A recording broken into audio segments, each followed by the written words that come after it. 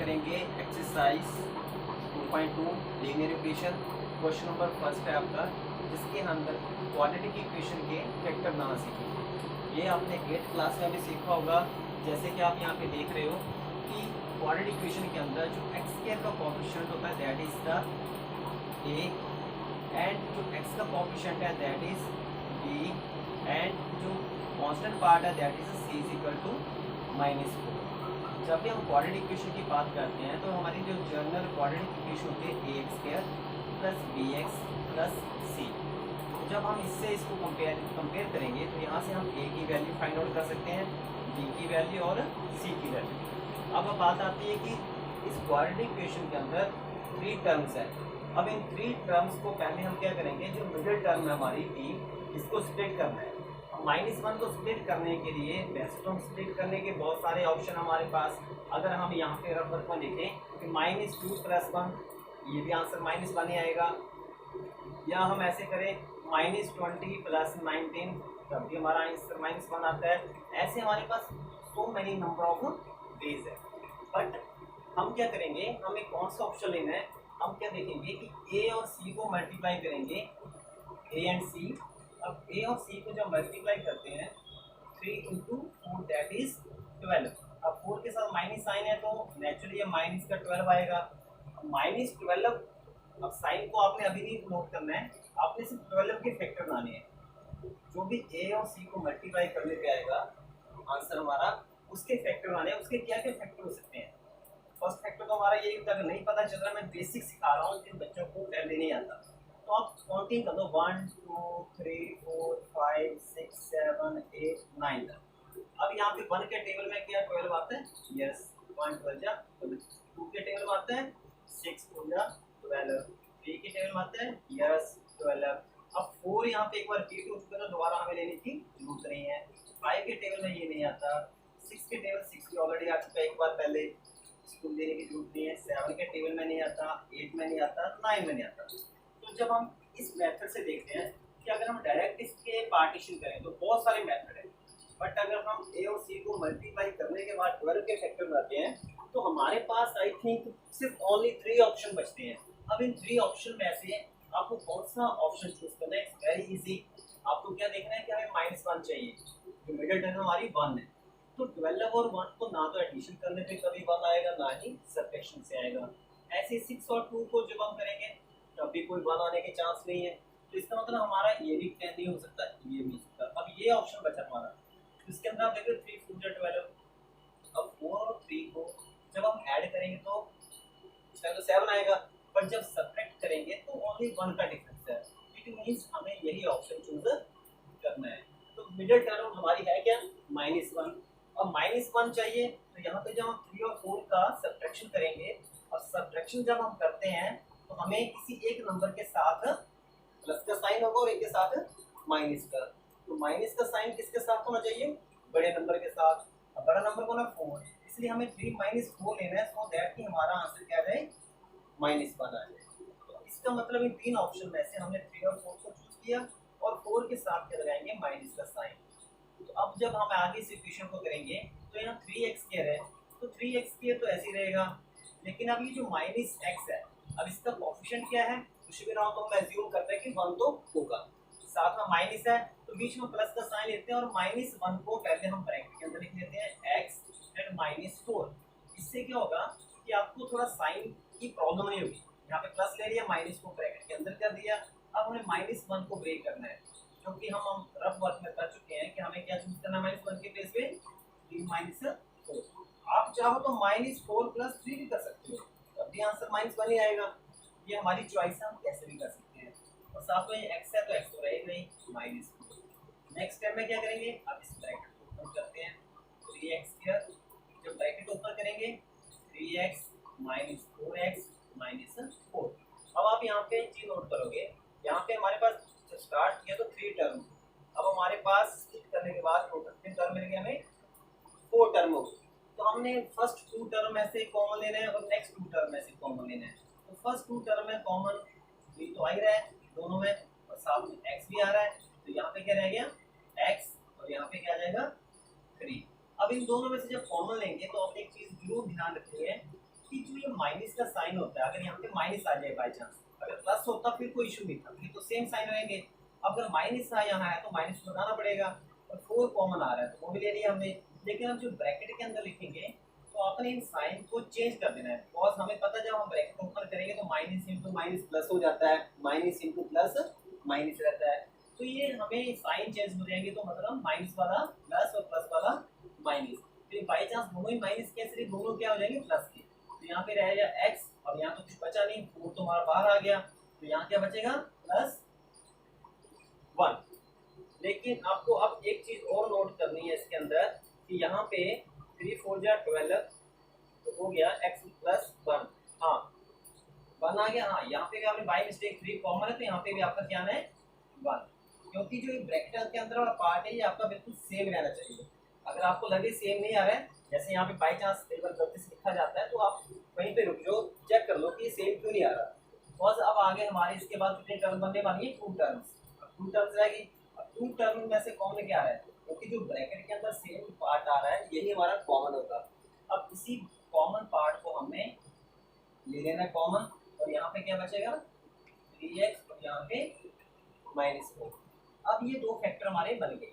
लेकिन अब हमें इस क्वेश्चन में क्या फाइंड आउट करना है, इसकी जीरोस या जिसको हम रूट बोलते हैं। आपने 8th क्लास में सीखा होगा, 7th में सीखा होगा।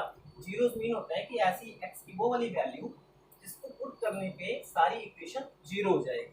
तो यही तो हमने मेन निकालना था, और हमें पता, हमने सीखा है कि लीनियर इक्वेशन की हाईएस्ट पावर 1 होती है, तो उसकी एक ही जीरो हो गई।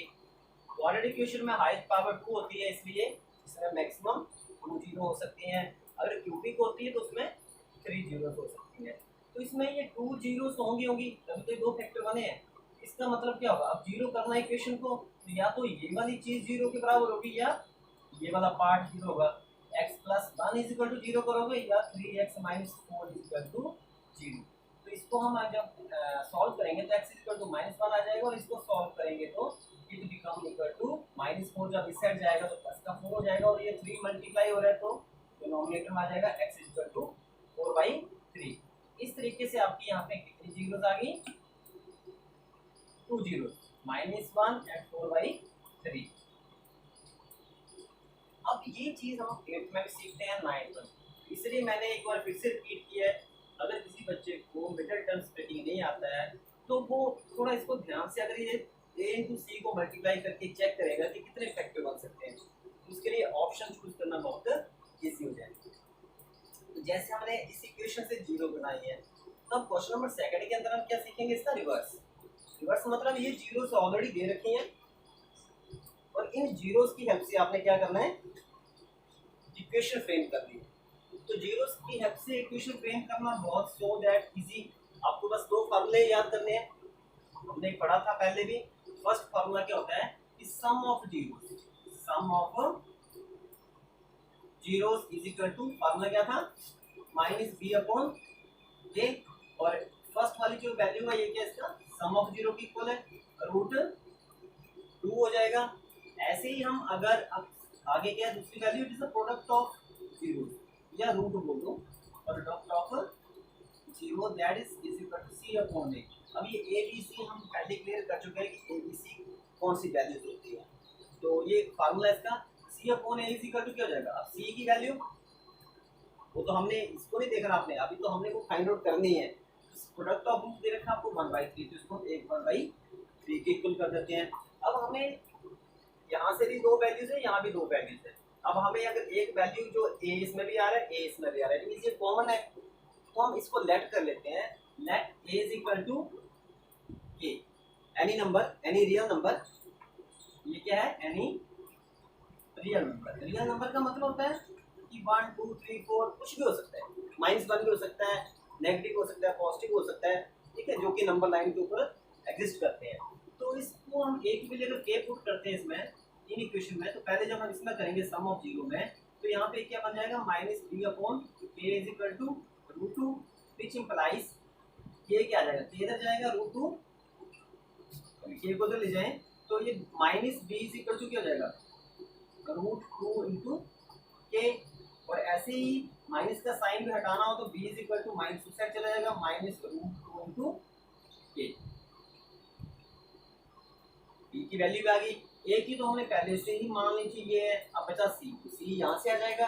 अब सी अपॉन ए की वैल्यू क्या पुट करेंगे, A is equal to 1/3, A को तो ले जाओ क्या आ जाएगा, which implies C is equal to क्या हो जाएगा, के अपॉन 3। तो यहाँ पे हमें सी की वैल्यू भी मिल गई। अब ए बी सी हमें तीनों वैल्यू मिल गई हैं, तो अब यहीं से हमने क्या करना है, इक्वेशन फ्रेम करनी है। और जनरल इक्वेशन क्या है, ax² plus bx plus c। तो हमारी जो जनरल इक्वेशन है quadratic equation ax² plus bx plus c। तो यहाँ पे अब आप a की वैल्यू पुट करो, a की वैल्यू हमें k ली थी, k इंटू x²। अब b की value minus √2 into k into x plus c की value k upon 3 is equal to 0। A B C तीनों की वैल्यू भर दी। अब जो जनरल इक्वेशन है उसमें एक्स के और एक्स को हमें लिखना ही है एज इट इज, सिर्फ हम ए की जगह ए की वैल्यू भर रहे हैं, बी की जगह बी की वैल्यू भर दी, सी की जगह सी की।